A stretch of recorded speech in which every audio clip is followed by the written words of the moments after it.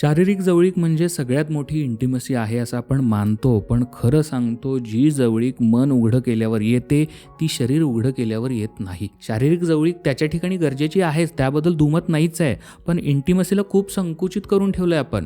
शरीराची जवळीक म्हणजे सगळं असं आपण गृहीत धरतो. पण एक प्रश्न विचारतो, किती माणसं आहेत तुमच्या आयुष्यात ज्यांच्यासमोर तुम्ही पूर्णपणे उघडे आहात? म्हणजे शरीराने नाही, मनाने. जे विचार रात्री झोपू देत नाहीत ते सांगता येतात त्यांना. बालपणात झालेल्या जखमा ज्या अजून आत कुठेतरी आहेत त्या दाखवता येतात. त्याबद्दलची जी भीती आहे, जो अंधार आहे, तो समोर ठेवता येतो का? जर हो, तर ती खरी इंटिमसी आहे. खरी जवळीक तेव्हा येते जेव्हा समोरचा माणूस तुमची शांतताही वाचू शकतो. तुम्ही काही बोलत नाहीत तरी त्याला कळतं की आज काहीतरी वेगळं आहे. तुमचा श्वास बदलला आहे, तुमची नजर बदलली आहे, तुम्ही आत कुठेतरी दुखावलेले आहात हे त्याला जाणवतं. हे कनेक्शन शरीरातून येत नाही, ते आत्म्यातून येतं. आणि हे तेव्हाच शक्य होतं जेव्हा तुम्ही समोरच्या माणसासमोर सगळे मास्क उतरवता.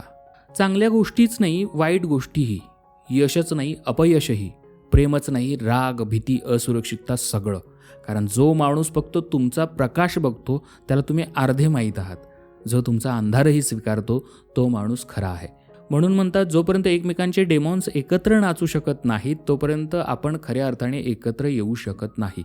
जर तुमच्या सिच्युएशनमध्ये क्लॅरिटी मिळत नसेल तर गायडन्ससाठी टॉक असा मेसेज व्हॉट्सअप करा 8010093939 या क्रमांकावर.